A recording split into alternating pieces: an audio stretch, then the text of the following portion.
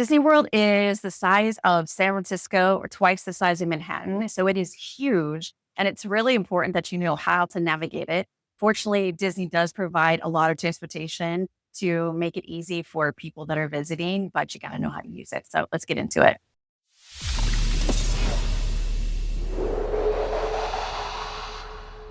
Hi, I'm Shannon from www.prepschool.com, and I'm more than a little excited to talk about transportation because not only do I love transportation, I love logistics and figuring out and optimizing routes. So I'm always excited to help people with this. There are lots of forms of transportation available at Disney World, including buses, monorail, different kinds of boats, mini vans, gondolas on the Disney Skyliner system. Most transportation is free. I will get into the specifics of it in just a minute. All the transportation is available to all guests, whether you are on site or off site. You don't need to be staying at a resort to use the buses to that resort, for example. Anyone can use Disney transportation. The logistics of it can be a little bit difficult. The My Disney Experience app will give you directions, but they are often not accurate. And because of that, we created a navigator tool where you can put in any 2 points, point A and point B, and then we will tell you what we think is the best route. The link to that will be in the description of this video. And we do suggest adding that link to your phone home screen for easy access during your trip. Let's start with the Disney World buses. They are free and available nearly everywhere at Disney World, resorts, parks, Disney Springs, water parks, etc. They are not available, though, where there are monorail or Skyliner connections between resorts and parks because Disney already provides another form of transportation, so they don't also need to provide buses. If you are traveling with a stroller, make sure you have the routine to fold it down before going to Disney World because you will have to fold it before boarding every single bus. The buses will advertise that some of them have Wi-Fi and charging ports. I haven't found it to be super reliable, so I would not rely on that if I were you as well. The schedule for the buses is that they start about 45 to 60 minutes before early theme park entry, and they end an hour after park closing. This schedule is different than what Disney says, but it is what they do in actual practice. Disney Springs buses will run during Disney Springs operating hours plus an hour after closing. It is important to note, though, that there are no Disney Springs buses to the parks because they don't want people parking at Disney Springs and then trying to skip parking fees by going from there to the parks. Buses don't have a fixed schedule like you will find in cities, so don't count on that. And you can just generally expect there to be about 20-minute intervals between the buses arriving to take you between point A and point B. Some tips for the buses: arrive 90 minutes before early entry to catch the first bus of the day. And in general, we suggest allowing 60 to 90 minutes total for transit just to allow for wait times and commute times. The bus stops, you will find them at the parks outside the main entrance, and there will be a directory full of information telling you which bus stop to go to for your particular resort. At the resorts, you'll find one stop at the values and deluxes. And then at some moderates and villas, you'll have multiple stops within the resort, usually one bus stop in each section of the resort. There is the possibility that buses will be shared. So at all-star resorts, the three resorts will often share depending on how busy it is. The two Port Orleans resorts will often share, and the deluxe resorts will often share with other nearby resorts. You can see the bus times in My Disney Experience if you are a resort guest. You go to the resort section of My Disney Experience and there will be bus times. This information is not available for the parks or for Disney Springs. It is only available at your resort. There's nothing set like you'll find in big cities. I wish that you could, though. Next, let's talk about the monorail. Again, it is available for free.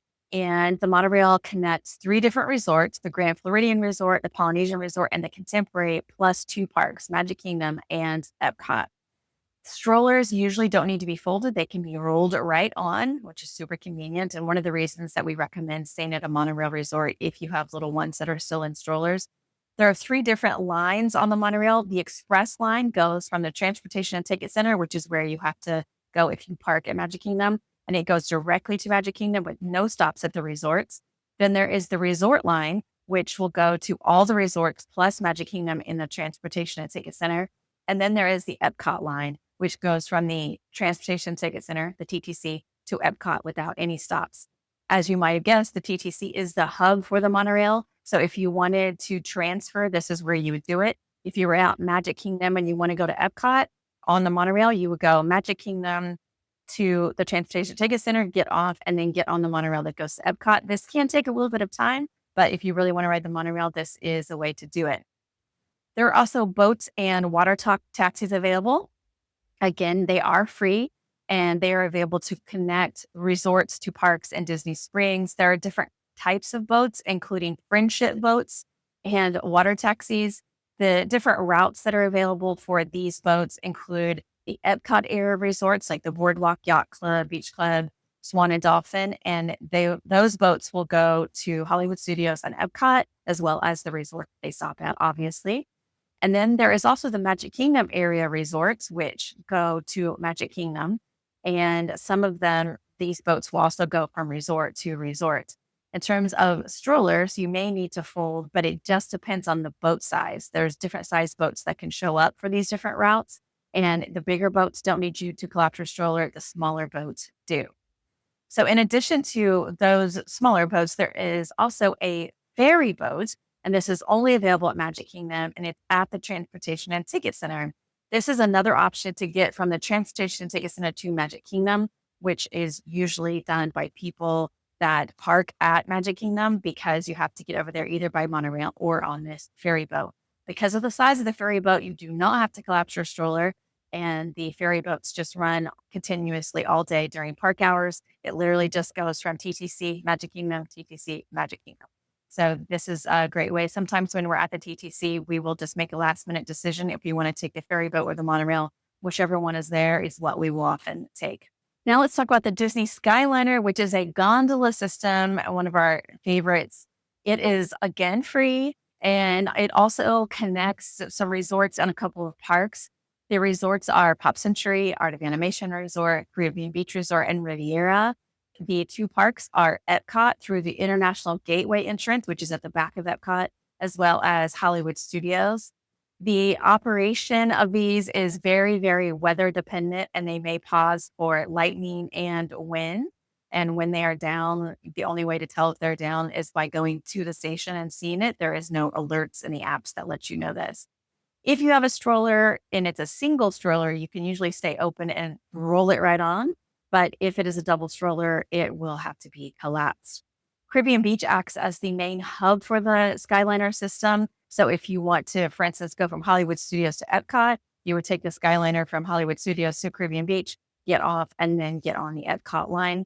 When you're riding it, you may end up sharing your gondola with other guests. If it's busy, this is especially true. But if it's not busy, they will usually give you your own gondola to use. We really love using this. There isn't any operating hours or outages that are available in the app. You have to literally just go to the Skyliner to know if it's operating. I hope that that is an upgrade that Disney will offer someday. Now let's talk about maybe the cutest form of transportation, which is Minnie Vans. This is not free. You have to pay because it is basically rideshare provided by Disney. You do this through the Lyft app, and it is operated by Disney cast members, which is one of the huge perks of it because the drivers are so knowledgeable and friendly. These are available anywhere on property as well as Orlando International Airport. They operate from 6:30 a.m. to 12:30 a.m. It does include 2 car seats. If you have a stroller, obviously you'll have to collapse it because it's an SUV and it must be folded. We love taking Minnie Vans to get to the front of Magic Kingdom because it's the only cars that can go up there. If you take regular rideshare, it'll take you to the TTC, but Minnie Vans can go right up front. If you go to Hoop to Do Review, these are the only cars that can go there. And so, which is very convenient. Another tip is that if you take Minnie Vans to a resort, some deluxe resorts especially will ask if you have a hotel or dining reservation and that you have to have that to go to that resort. But if you have a minivan, they do not ask those questions because they can go in the same entrance as the buses. So there are lots of good reasons to take minivans. It's not cheap, but for families with young kids or specific routes that are appealing, it can be a great, great option. Speaking of rideshare, that is also available for a fee. Obviously, Uber and Lyft are available throughout the resort area, and it's something that we use a lot. It is a great flexible option to get between point A and point B for not that much money. The possibility to rent a car is also obviously available. Make sure that you consider parking fees and gas and all that before doing it during your trip. Parking lots do open about an hour before park opening. So that is the earliest that you'll be able to access the lots there.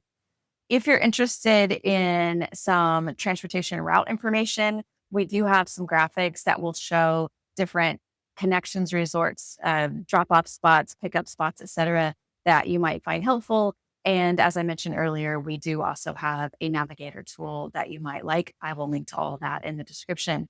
Just to recap some key tips about Disney transportation, most options are free. The only Disney provided transportation that you have to pay for is a minivan. Anybody can use Disney transportation. You don't have to be staying on site or at a specific resort. Anybody can use it. Make sure you allow 60 to 90 minutes to travel because sometimes it does take that. And also know that there are no buses that go directly from Disney Springs to the theme parks. Now, you may be wondering about Magical Express, which was a form of transportation that Disney offered. It was a free airport shuttle that started in, I think, 2005 and ran until January 1st of 2022. And it took on-site guests from the airport to their resort and back. However, that is not available anymore. So you will have to figure out your own transportation. You might consider options like Mears, rideshare, minivans, something like that. We usually take rideshare because we are adult only groups. But if you are traveling with children, you might want to consider one of the other options because of car seat considerations. In the description, you will find quick links to the maps, FAQs, the navigator tool, related planning pages, etc. But if you have any questions, feel free to leave them down below in the comment section. Thanks for watching.